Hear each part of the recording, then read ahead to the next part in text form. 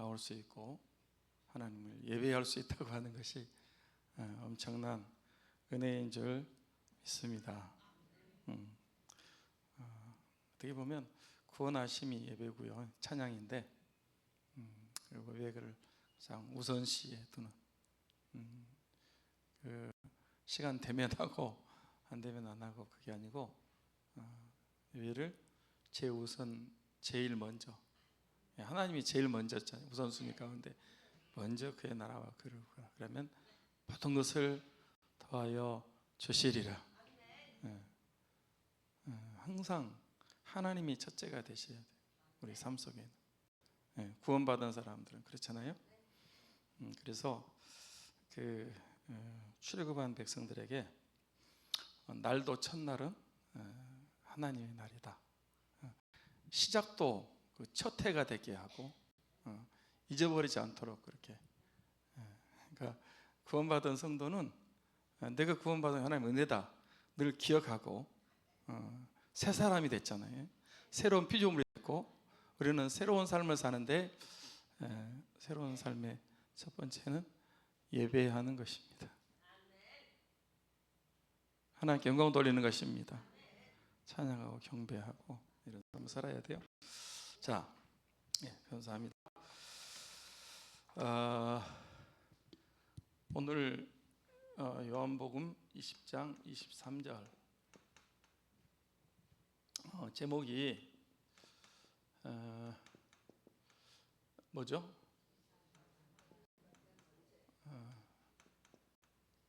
제3의 권세. 처음에 이제 그 제3의 권세 그렇게 하다가 이게 조금 이제 너무 좀 제목이 그런 것 같다고 죄 사함을 받게 하는 권세 이렇게 좀 바꿨습니다. 왜냐하면 우리가 막 죄를 사해 주는 것 같은 그런 생각이 들어가지고 조금 오해할 수 있을 것 같아요. 그래서 죄 사함의 권세보다는 죄 사함을 받게 하는 권세가 나을 것 같다.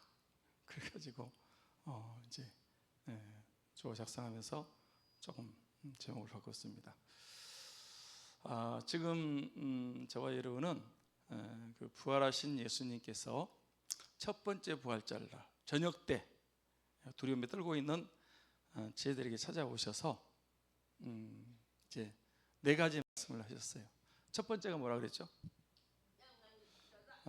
너희에게 평강이 있을지어다. 이렇게 3번씩이나 얘기했단 말이에요. 3번.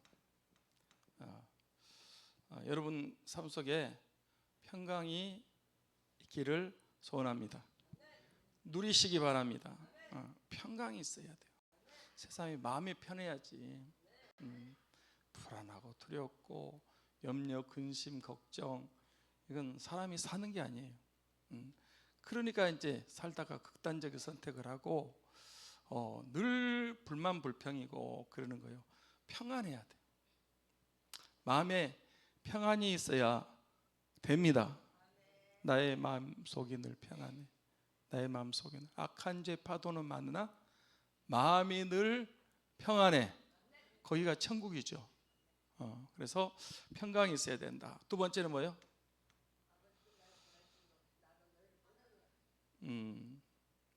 파송이죠. 파송. 나도 너희를 보내노라. 아버지께 나를 보낸 것처럼 나도 너희를 보내노라. 우리는 파송받은 선교사님들입니다. 선교사님들, 외국에 나가는 그분만이 아니고 우리는 가정에 가서 직장과 일터와 또 학교와 또 생존 우리 사는 곳에서 이제 복음을 전하는 그런 선교사들의 사명을 감당해야 됩니다. 예수 그리스도의 증인들이 되셔야 됩니다. 구약에는 뭐 이제 하나님의 증인 그렇지만 예수 그리스도의 증인 아닙니까? 파송받은 선교사로서. 세 번째는요, 성령을 받으라 그랬죠. 숨을 내쉬며 그들에게 성령을 받으라 그랬어요. 성령을 받아야 됩니다. 성령 받으셨죠? 어떻게 받아야 된다고? 충만하게 받아야 돼요. 성령 충만하셔야 됩니다. 이거는 반복적이고 계속적이에요. 그러니까 한 번 받았다, 우리가 성령이 아니고 누구든지 예수를 주시라고 할 수가 없습니다. 마음으로 믿어 의에 이르고 시인하여 구원에 이르는데, 마음으로 믿어 의에 이르고 시인하여 구원에 이르는 것은 성령님께서 하시는 것입니다. 누구든지 성령이 아니고는 예수를 주시라고 할 자가 없다고 그랬으니까, 믿어진다, 그리고 예수님을 주로 고백한다고 하는 것은, 그거는 성령께서 그렇게 하시는 것입니다. 그런데 이제 성령 받았지만은 충만하게 받지 못하면 이렇게 부인도 하고 또 도망가고 자꾸 이렇게 욕심적인 삶을 사는 거예요. 우리가 성령 충만을 받아야 됩니다. 할렐루야. 성령 받지 않고 신앙생활하면요 너무 힘들어. 신앙생활 자체가 힘드는 거예요. 그리고 이 목회도 힘들고 성령 충만하셔야 돼. 다음 주가 성령 강림절이잖아요. 성령 강림절 이렇게 카렌다에 찍혀 있고, 성령 강림이 그렇게 중요한 거예요. 그래서 지금 어느 때냐, 성령 세례를 사모하고 다시 한번 이 지역 복음화가 이루어지고 민족 복음화, 그리고 남북 통일, 세계 선교를 이루기 위해서는 성령 충만하셔야 됩니다. 아멘. 성령 충만해야 돼요. 그래야 그 일이 가능한 것입니다. 성령이 임하면 권능을 받고 예루살렘과 온 유대와 사마리아와 땅끝까지 이런 내 증인이 되리라 하시니라. 사도행전 1장 8절 말씀이 되는 거예요. 자, 이제 오늘은 네 번째입니다. 죄사함. 죄사함. 자, 오늘 본문을 다시 한번 읽도록 하겠습니다. 요한복음 20장 23절 같이 읽겠습니다. 시작.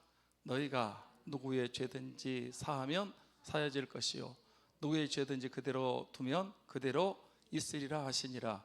자, 예수님이 지금 네 가지 말씀을 하셨는데 네 번째 하신 말씀이에요. 잘 보세요.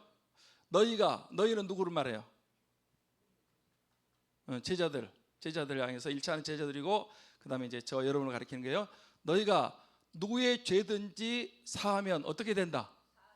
사여질 것이고 누구의 죄든지 그대로 두면 그대로 있으리라. 그러니까 우리에게 어떤 권세가 있다는 거예요?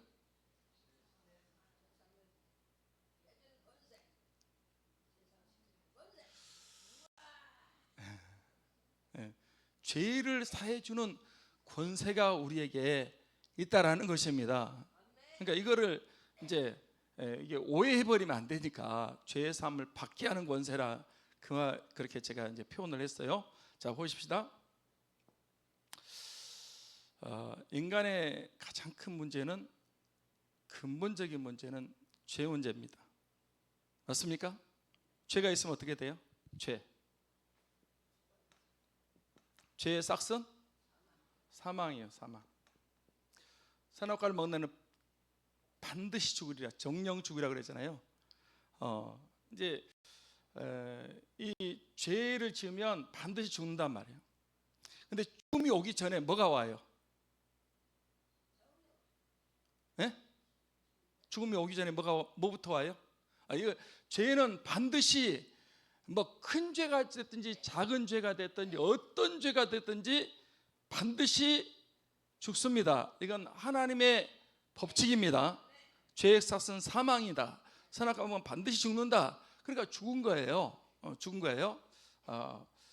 그 죄가 이제 죄를 지으면 죽게 되어 있는데, 죽기 전에 무슨 일이 오냐고요? 벌을 받습니까? 벌을 받는데요. 저주를 받고요. 저주 받고, 그 다음에 그 죄 짓고 사는 삶이 고통이고 아픔이고 시련이고, 그 그 다음에 질병이에요. 질병. 크고 작은 질병들이 다. 그러니까 저는 죄가 들어오고 인간에게 모든 저주가 다 한꺼번에 임해버린 거예요. 죽음은 당연히 오는 거고요. 죄 때문에 오는 게 죽음이에요. 죽기 전에 우리 인간은 하나님과의 관계가 끊어졌잖아요. 외롭고 고독하고 힘들고 고통스럽고 아프고 결국은 병들어 늙어서 죽는 거 아닙니까? 이 길 가는 거예요. 죄는요 정말 우리 모든 인간의 근본적인 문제가 바로 이 죄 문제입니다. 아멘. 이 죄가 얼마나 무서운 거냐고요. 이제 사망이 오는데 사망이면 끝납니까? 예. 한 번 죽는 것은 정해진 그 후에는 이제 심판이 있고 그 후에는 지옥이 있습니다. 지옥. 그러니까 죄는 반드시 죽는 거예요. 예외가 없어요.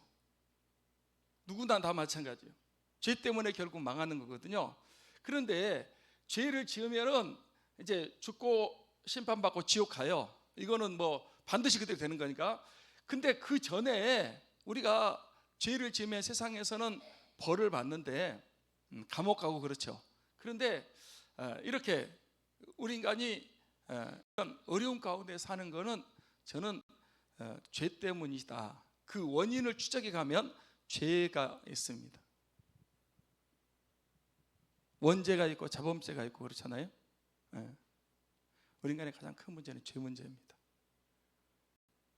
예수님이 죄 문제를 해결하기 위해서 오셨습니다. 아멘.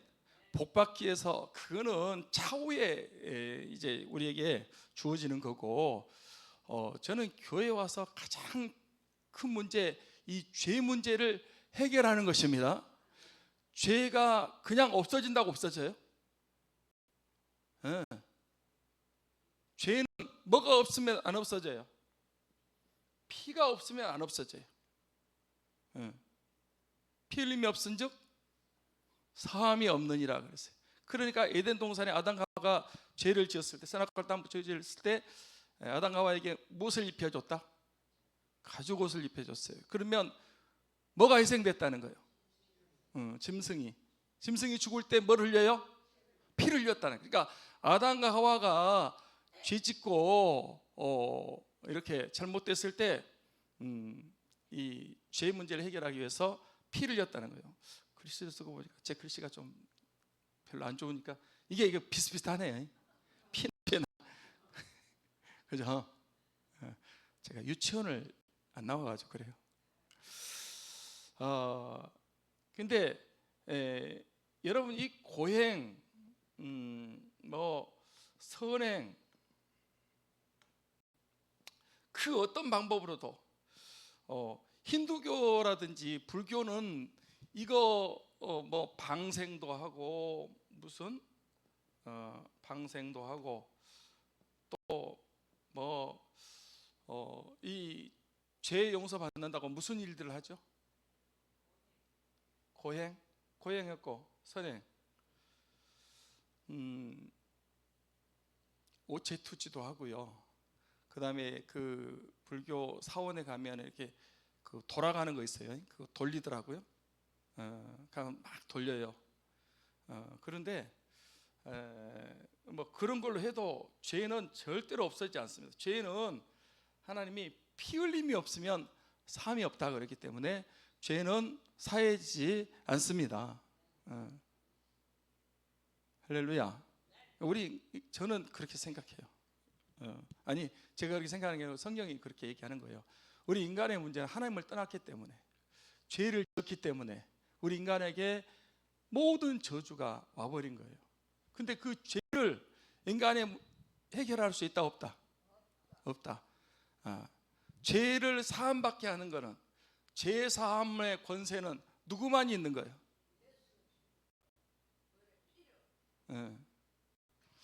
저는 이제 죄 사함의 그 권세, 죄 사함의 권세가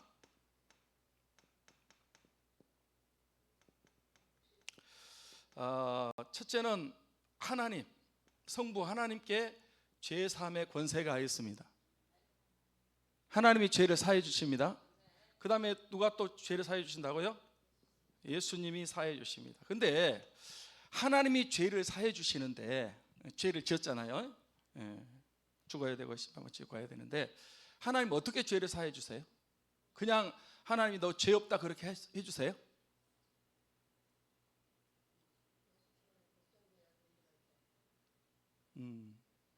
하나님이 그렇게 못 하세요. 왜 그렇게 못 하시죠? 하나님 전능하신 분이신데. 하나님은 공의의 하나님이세요. 공의.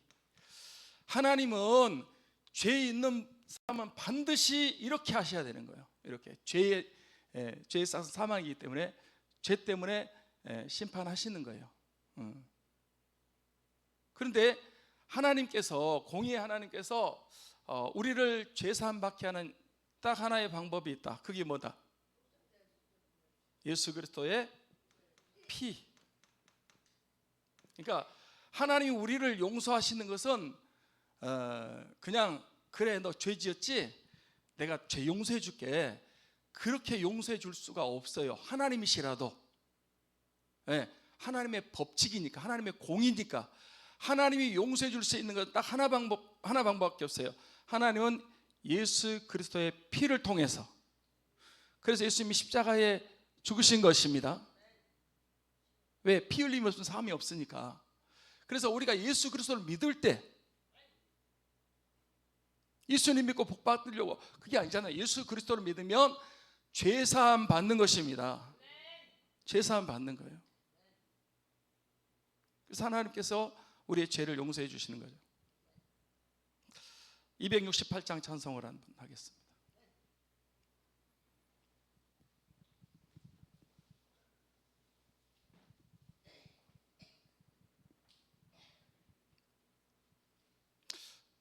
죄는 보혈의 능력밖에 안 되는 거예요. 다른 방법으로는 절대 안 돼요. 그러니까 이 복음이 필요한 거고, 그러니까 십자가가 필요한 거고. 자, 죄에서 자유를 얻게 하면 박수 치면서 할까요? 죄에서 자유를 얻게 하는 보혈의 능력, 주의 보혈 시험을 이기고 승리하니 참 놀라운 능력이로다. 주의 보혈 능력이 또다.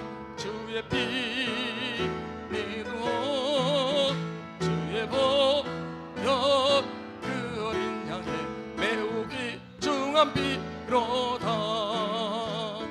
육체의 정욕을 이기는 보혈의 능력, 주의 보혈 간절한 마음을 얻게 하니 참 놀라운 능력이로다. 주의 보혈 능력이 또다. 주의 피 믿어. 주의 보혈 그 어린 양의 매우 귀중한 피로다. 눈보다 더 이게 밝히는 것, 보혈의 능력, 주의 보혈 부정한 모든 것 밝히시니 참 놀라운 능력이로다. 아멘. 주의 보혈 능력이 또다. 주의 피 믿어. 주의 보혈 그 어린 양의 매우 귀중한 피로다. 구주의 복음을 전할 제목, 보혈의 능력, 주의 보혈 날마다 나에게 찬송 주니 참 놀라운 능력이로다. 아멘. 주의 보혈 능력이 또다. 주의 피 믿어. 주의 보혈 그 어린 양의 매우 귀중한 피로다. 보혈 능력이 있습니다. 나의 죄를 씻기는 예수의 피밖에 없네. 우리의 그 죄를 씻는 것은 예수 그리스도의 피밖에 없습니다. 그러니까 하나님께서만이 죄를 사해 주시는데, 하나님께서 그냥 사해 주는 것이 아니고 예수 그리스도 당신의 외아들을 십자가에 필려 죽게 하심으로 그 예수 그리스도를 믿는 사람에게 그 십자가의 보혈을, 피를 믿는 사람의 죄를 사함받게 하십니다. 아멘. 하나님이 그냥 하나님은 천지를 창조하신 창조주시고 전능하신 살아계신 절대자 하나님이신데, 하나님께서 그냥 너 죄 없다 그렇게 하실 수가 없단 말이에요. 절대로 그렇게 하실 수가 없어요. 하나님이 죄를 용서해 줄 수 있는 방법은 예수 그리스도 그 피, 십자가의 보혈을 믿는 사람들의 죄를 깨끗하게 사해 주십니다. 에베소 1장 7절 말씀을 보겠습니다.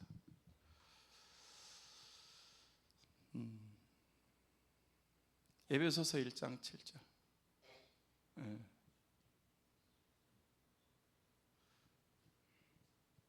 요한일서 그러면 1장 에베소 1장 7절을 썼는데 9절로 창인가?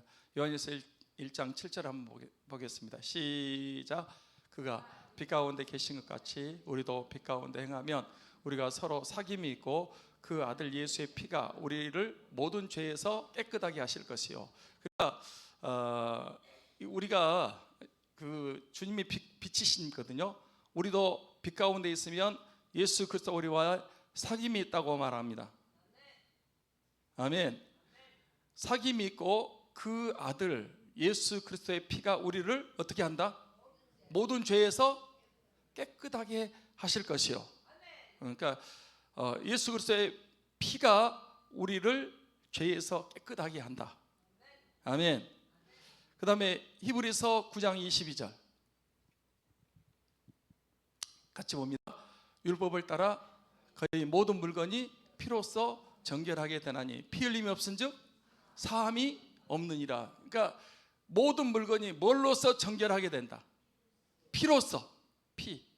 그래서 자주 하는 얘기지만 성경은 피 이야기고요. 피 이야기. 피. 그 창세기 3장에서부터 시작해서 아담과 하와를 이제 가족을 지피는 시작해서 그 다음에 구약 성경 전체가 피 이야기입니다. 피의 강이 흐른다니까. 피의 강이. 예. 이제 가인과 아벨이 제사를 드렸잖아요. 물론 믿음으로 드린 것 같고 믿음 없이 드린 거 그 있거든요. 그런데 아벨은 어떻게 제사를 드렸다? 양의 첫 새끼로 피 제사를 드렸습니다. 그건 뭐 그냥 넘어가는 거고요. 그 다음에 여러분 예배 때마다, 그때는 제사잖아요. 지금은 예배지만 구약의 제사는 반드시 뭐가 있어야 돼요? 피가 있어야 돼요. 아브라함 간음받아 제단에서 하는데 항상 제물이 있었고 그 제물에는 피가 있었습니다. 이삭도 마찬가지고 야곱도 마찬가지고 출애굽할 때 이스라엘 백성들이 그 애굽에서 나올 때에 양의 그 피를 어디에 발랐다? 어린 양의 피를 문린방과 좌우 설주에 발랐다. 그래서 그 피가 없는 집은 다 죽었어요. 첫 새끼가 사람이고 짐승이고. 왜냐하면 죄 때문에 죽은 거예요. 짐승이 장자가 죽었다는 건, 첫 번째 죽었다는 건 다 죽었다는 의미거든요. 그런데 피가 있는 집은 한 사람도 죽지 않았습니다. 여러분 집에도 그리스도의 피가 있기를 바랍니다. 6월 넘어간단 말이에요. 넘어가. 패스오버 그냥 넘어가는 거예요.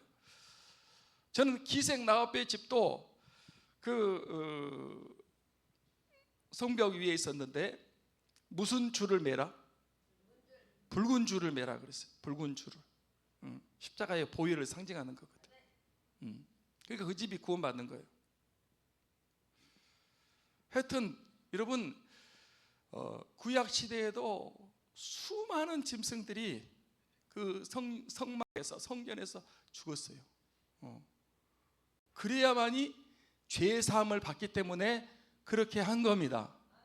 그러니까 구약에는 이렇게 이제 주님이 오시기 전이니까 피 흘림을 어떤 짐승이 죽는 것으로, 뭐 양이, 소가, 비둘기가 이렇게 죽는 것으로 이렇게 이제 피를 흘렸단 말이에요.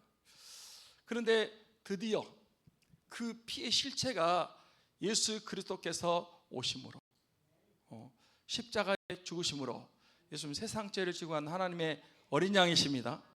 그래서 십자가에서 피를 흘리셨습니다. 보혈이라고 그러지 않습니까? 모든 물건이 피로 청결하고 피 흘림이 없은즉 뭐가 없다? 사함이 없다.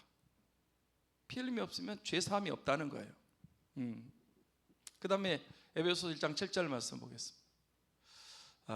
같이 볼까요? 시작.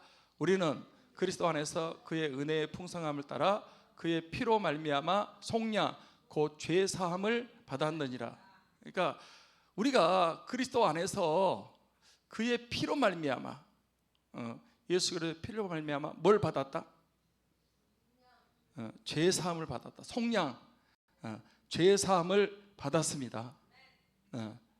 그래서 하나님께서 우리를 이 죄, 우리 인간의 근본적인 이 저주와 죽음과 이 멸망과 지옥에 가는 이 문제를 해결하시기 위해서 딱 하나의 방법이 있어요. 피 흘림이 없습니다. 그러니까 예수 그리스도께서 십자가에서 피를 흘리신 거예요. 피를 흘리셨어요. 그래서 이 피, 모세가 광야에서 구리뱀을 달았잖아요. 구리뱀 앞으로 예수님이 세상 죄를 지고 십자가에 죽으실 것을 가리키고 그만 쳐다보면 사는 거예요. 불에 물린 사람들이 구리뱀만 쳐다보면 희한하게 그 독이 사라지고 살아났습니다. 안 쳐다본 사람은 독이 올라가지고 퉁퉁 부어가지고 불뱀이니까 죽었다고요. 뭐 그거 좀 쳐다보는 거하고 안 쳐다보는 거 무슨 그런 차이가 있나? 야, 불뱀에 물렸는데 무슨 해독제를 쓴다든지 다른 방법을 써야지. 그거 뭐 쳐다본다고 그게 무슨 살 수 있겠냐? 그리고 불신하고 안 쳐다본 사람은 그냥 죽었고 쳐다본 사람은 살았습니다. 예수 그리스도의 십자가를 쳐다보고 믿는 사람은 사는 것이고 고집피고 안 믿는 사람은 죽는 것입니다.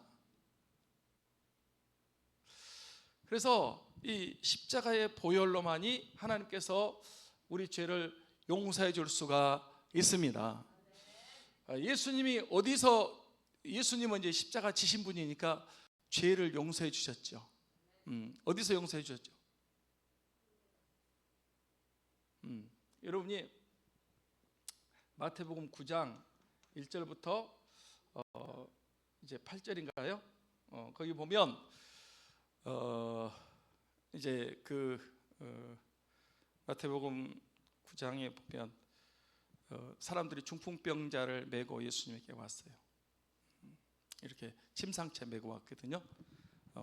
그러니까 이제 그 반신물수는 지팡이나 짚고 다니는 거고 이 사람은 못 움직이는 사람인 것 같아요. 그래서 사람들이 이제 내 친구가 떼메고 왔어요. 그런데 그날 따라서 사람들이 예수님 계시는 곳에 꽉 찼어요.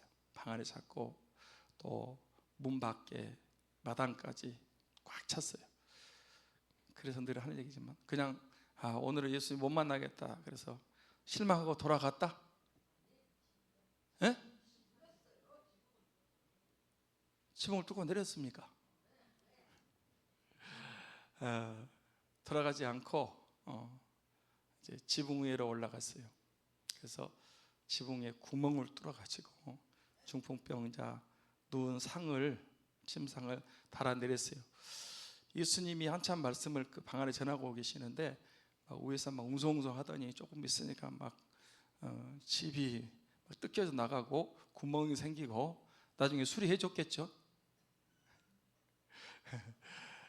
조금 있으니까 침상에 내려왔어요. 그래서 예수님이 고쳐주는데 무슨 말씀부터 하셨죠? 내 죄사함을 받았느니라 하는 말씀 먼저 하셨어요. 지금 이 사람 뭐 하기 위해서 찾아왔어요? 중풍병 고치려고 찾아왔는데 예수님이 중풍병만 고쳐주면 줄 텐데 왜 죄사함을 먼저 이렇게 선포하셨을까? 죄사하는 권세가 예수님이 있다는 것을 그들에게 보여주기 위해서 일부러 오해를 받아가시면서, 그러니까 죄사함을 받았으니까 거기 있던 사람들이 어떻게 생각했어요? 바리새인 서기관 율법사들이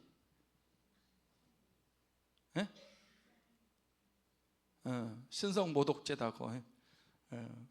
죄는 누구만 사하는데, 하나님만 사하는데 누구도 지금 죄를 사한다는 거예요. 예수님도 죄를 사한다고. 그러니까 제가 왜 죄를 사해 주냐 그런 얘기. 근데 예수님에게도 죄 사함의 권세가 있다는 것을 가르쳐 주셨습니다. 요한복음 8장에 보면은 어떤 얘기가 나오죠? 가늠하다 현장에 붙잡힌 여자가 있어요. 끌려왔어요. 자주 하는 얘기지만 남자는 어디 갔을까? 남자 도망갔을까요? 확실해요? 남자는 가늠하다 현장에 붙잡혔는데 얼른 옷 입고 도망간 것 같아. 여자는 이제 붙잡혀가지고 와서 지금 벌벌 떨고 있어요. 사람들 손에는 뭘 들었어? 돌을 들었어. 왜 돌을 들었어? 죽이려고. 가늠하다 현장에 붙잡히면 돌로 쳐 죽이도록 돼 있거든요. 유대인들은 돌로 쳐 죽이는 일이 많아요. 그래서 돌로 쳐 죽이려고 지금 데리고 왔어요. 그리고 예수님에게 지금 질문하는 거예요. 이 여자가 현장에서 가늠하다가 붙잡혔습니다. 어떻게 할까요? 어떻게 해야 돼?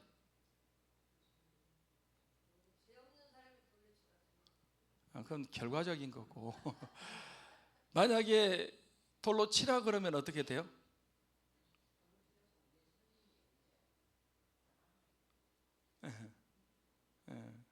법을 안 지킨다. 율법에는 돌로 치라고 그랬는데 그러니까 그렇게 해도 안 되는 거고, 그 다음에 치지 말라 그러면 그래도 안 되는 거죠. 왜냐하면 돌로 치라고 그랬으니까. 그러니까 이렇게 해도 안 되고 저렇게 해도 안 되는데 예수님 기가 막힌 방법을 이제 하시잖아요. 아무 말도 안 하시고 손가락으로 땅에다 글을 쓰셨다고 그랬어요. 무슨 글을 쓰셨을까? 거기다가 죄 없는 자가 치라 그렇게 썼을까? 막 그렇게 사람들이 막 웅성거리고 지금 사람들이 막 화가 나 있고 그럴 때는요, 차라리 그냥 가만히 있는 게 오히려 더 그들의 그 마음을 좀 가라앉히는 거예요. 몰라요. 뭐라고 썼는지는 뭐 주님만이 아시는 거고, 나중에 궁금하면 천국 가서 물어봐요. 물어보시고 그냥 뭐라고 쓰긴 썼어요. 쓰긴 썼는데 쓴 다음에 이제 주님이 그들 향해서 너희 중에 죄 없는 자가 먼저 돌로 치라 그랬어요. 그러니까 어떻게 했다?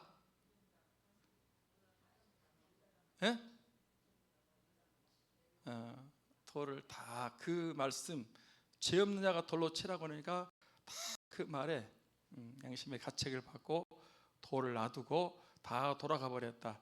나중에 이제 누구만 남았어요? 예수님과 여자만 남았어요. 예수님께서 나도 너를 정죄하지 않는다. 예수님은 정죄하러 오신 분이 아니고 죄를 사해주러 오신 분이십니다. 그래서 그 여자 다시는 죄를 짓지 말라 이렇게 가지고 이제 보내지 않습니까? 저는 이렇게 생각해요. 보세요.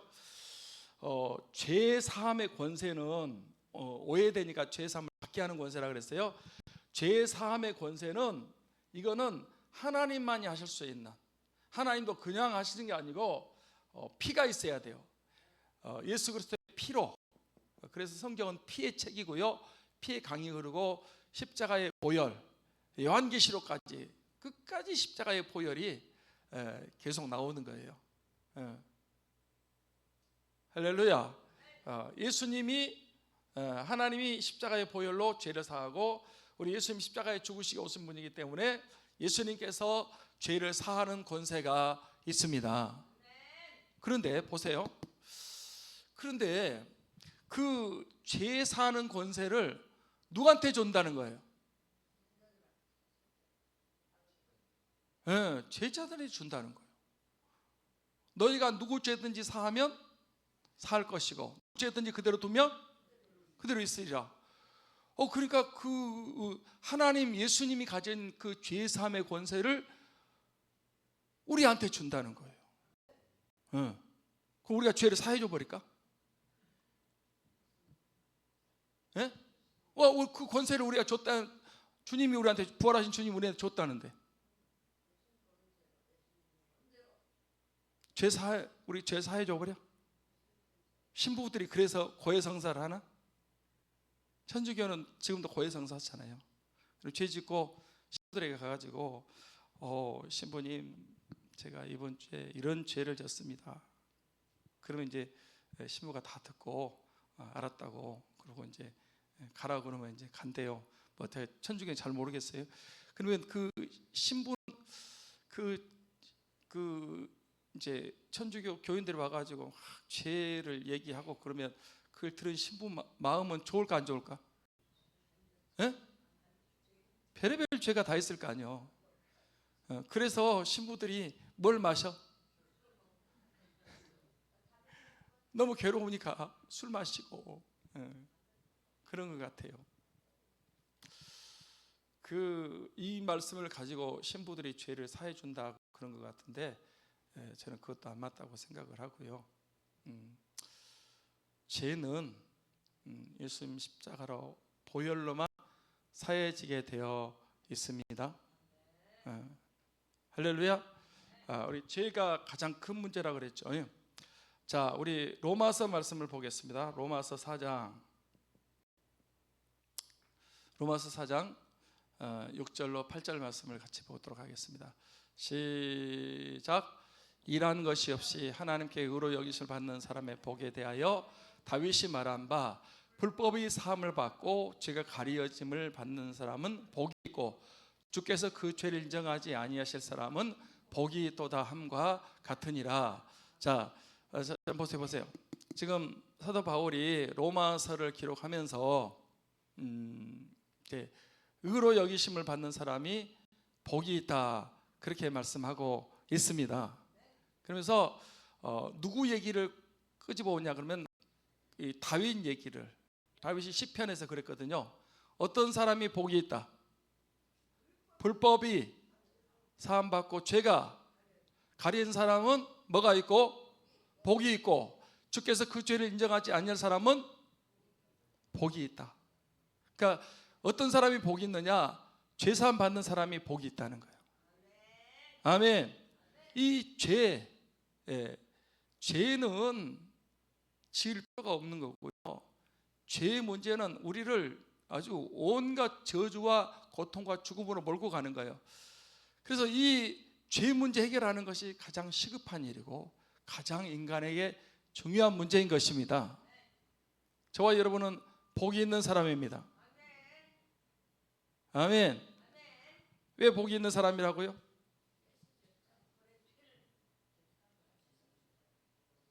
죄사함 받았기 때문에 복이 있어요. 아멘. 다시 봐봐요. 다윗은요, 그 왕이잖아요. 돈도 많고요, 권세도 있고 힘도 있고 다 가지고 있어요. 그런데 그게 복이 아니래요. 우리는 로또 복권 맞으면 복 받은 거예요? 로또 복권 맞아도 좋지. 근데 돈 많이 버는 것, 그게 만약 그렇다면 지금 우리나라 재벌들, 뭐 복 받은 사람들이, 재벌들도 예수 그리스도를 안 믿으면 죄 문제 해결되지 않기 때문에 죽고 심판받고 지옥 갈 수밖에 없습니다. 번세에 있는 사람도 마찬가지입니다. 세상에 그 어떤 사람도 아무리 공부를 많이 하고 뭐 박사학위가 몇 개고 다 물론 좋죠. 좋지만은 그러나 그걸로 죄 문제 해결되지 않습니다. 죄는 예수님의 보혈로만 해결되는 줄 믿습니다. 우리는 예수 그리스도를 믿음으로 불법의 사함을 받고 죄가 가려진 사람들입니다. 복을 받은 사람들입니다. 주님께로부터 죄를 인정하지 아니한 사람이기 때문에 복을 받은 사람들입니다. 심판이 나에게 없네 하고 조금만 더 하고 마치겠습니다.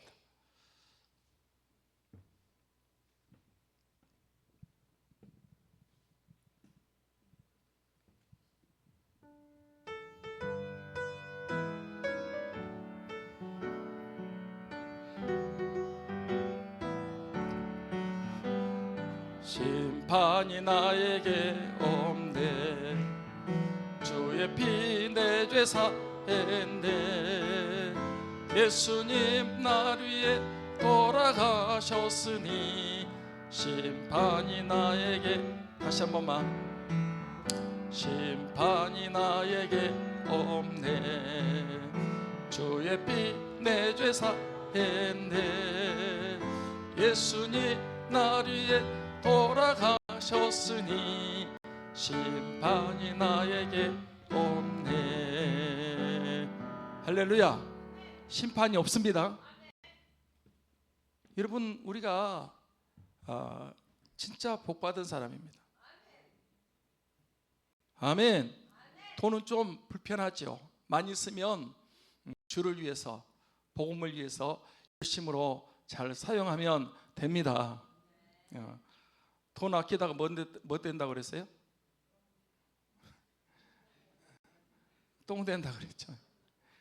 돈은 쓸 때는 써야 되는 거예요. 아멘. 그거 뭐 자녀에게 물려주면 도움이 될 수도 있지만 그거 가지고 자녀가 오히려 삶을 그르쳐버린 경우들이 많이 있어요. 자, 그러면 이제 말씀 결론입니다. 이 죄 사함이 큰 축복인데 죄 사함을 제가 오해할 것 같아 가지고 받게 하는 원리라, 죄 사함을 받게 하는 원리라 그랬어요. 그러면 우리가 죄를 사해 주면 하나님께 죄를 사해 주고 우리가 가만 놔두면 그 죄가 그대로 있다고 그랬어요. 인간의 근본적인 문제, 죄 문제라니까. 돈 문제가 아니에요. 정치, 경제 문제가 아니라니까. 죄 문제입니다. 아멘. 그럼 어떻게 그러면 이 죄 사함을 받게 하냐 말이에요.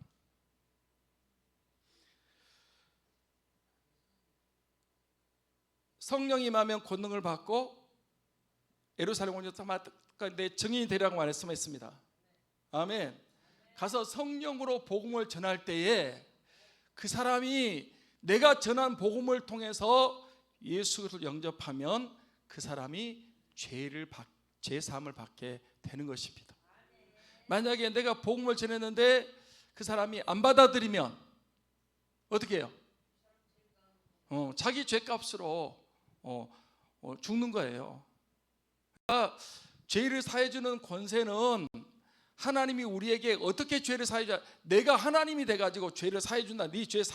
너도 뭐 이런 살인죄, 간음죄, 도둑질, 거짓말 내가 다 사해준다. 그래서 사해주는 게 아니고 저와 여러분이 성령 받아서 복음을 전하면 그 복음을 받아들인 사람은 예수 그리스도를 믿기 때문에 예수님을 통해서 죄 사함을 받게 한다 하는 것입니다. 그러니까 내가 죄를 사해 주는 게 아니고 죄 사함을 받게 해주는 그러한 역할을 우리가 한다라는 것입니다. 그 일도 중요해요, 안 해요? 중요하죠. 엄청 중요한 거예요. 왜? 우리가 복음을 전해주지 않으면 그들이 어떻게 죄 사함을 받고 구원받고 하나님 백성이 될 수 있겠습니까? 그러니까 저와 여러분이 엄청 중요한 일을 하는 것입니다. 한 군데만 있고 이제 두 군데 읽고 마치겠습니다. 사도행전 2장 말씀을 보겠습니다. 사도행전 2장 36절부터 38절 말씀 볼까요? 자, 앞에 있으니까 같이 보겠습니다. 시작. 그런즉 이스라엘 온 집은 확신이 할지니 너희가 십자가에 못 박은 이 예수를 하나님이 주와 그리스도가 되게 하셨느니라. 그들이 이 말을 듣고 마음에 찔려 베드로와 다른 사도에게 이르되 형제들아 우리가 어찌할꼬 하거늘. 그 다음에 베드로가 이르되 너희가 회개하여 각 예수 그리스도 이름으로 세례를 받고 죄 사함을 받으라. 그리하면 성령을 선물로 받으리니. 이거 봐요. 좀 봐요. 모여서 기도하다가 성령 충만을 받았어요. 오순절 성령 강림, 성령 충만을 받았습니다. 그날 그 마가다락방에 그런 엄청난 역사가 일어났는데 그들이 모여서 이렇게 방언 막 하고 막 그런 거예요. 그러니까 그 오순절 날은 세계 각국의 사람들이 오거든요. 이 사람들이 방언을 하는데 방언이 이제 언어거든요. 언어인데 이 세계 각국 언어로 하는 거야. 그러니까 이 사람들이 깜짝 놀란 거예요. 왜냐하면 이 예루살렘에 있는 120명은 벗어난 적이 없다니까. 그 이스라엘 유대인 언어밖에 사용하지 못하는데 로마인 언어도 사용하고 외국의 언어를 막 사용하는 거예요. 가만히 들어보니까 그 사람들이 하는 얘기가 자기 나라 얘기를 한단 말이에요. 자기 나라 말을 해. 그래서 어떻게 된 거냐? 술 먹은 거냐? 아침부터 술 먹고 지금 술주정하는 거냐? 말을 막 하니까, 그러니까 우리가 술 먹은 게 아니고 이 요엘서에 말하는 것처럼 성령이 임한 거다. 그렇게 얘기하면서 너희가 하나님이 메시아를 보낸다, 구세주 구원자를 보낸다 그래서 하나님께서 메시아 예수 그리스도를 보내셨다는 거예요. 그런데 유대인들이 그 예수 그리스도를 어떻게 했어요? 십자가에 못 박아 죽였다는 거예요. 죄 없는 사람을 죽였다. 그러니까 그 말을 들은 유대인들이 어떻게 했어요? 마음에 찔림을 받았어. 그래서 뭐라고 그랬어요? 형제 우리가 어찌할꼬. 그 말을 듣고 너희가 예수 그리스도를 믿고 죄 사함을 받으라. 그리하면 성령을 선물로 받을 것이다. 그 말을 듣고 몇 명이 예수님을 믿었다? 3,000명이 구원받았어요. 3,000명이 어떻게 구원을 받았어요? 죄 사함을 받은 거예요. 세례를 받았으니까. 그날 오순절날 3,000명이 죄 사함 받고 구원을 받았습니다. 그 다음에 사도행전 4장인가요?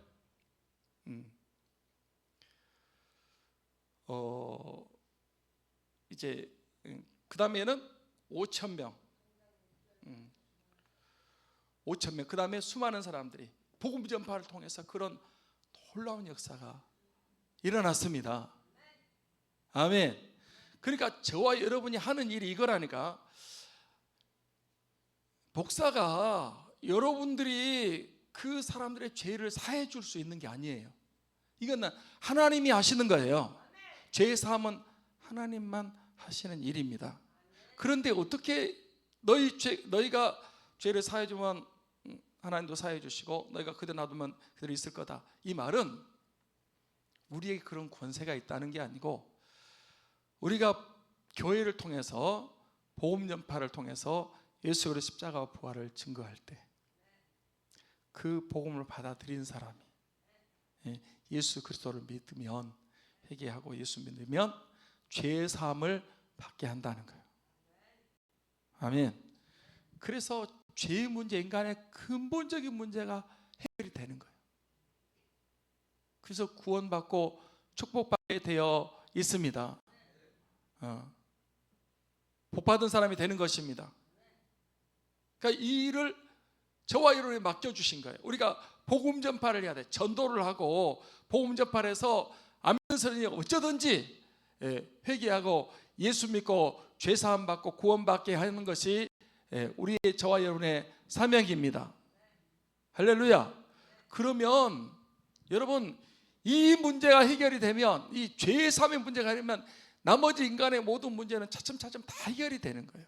이게 만약에 해결이 안 되면 그 사람이 다시 한번 얘기하면 돈이 있고 권세가 있고 뭐 세상 모든 걸 다 가지고 있어도 결국은 죽고 망하고 지옥 가고 심판받는 거예요.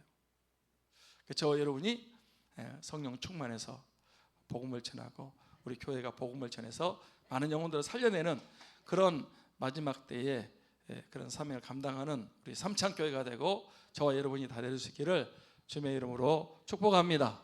우리 한번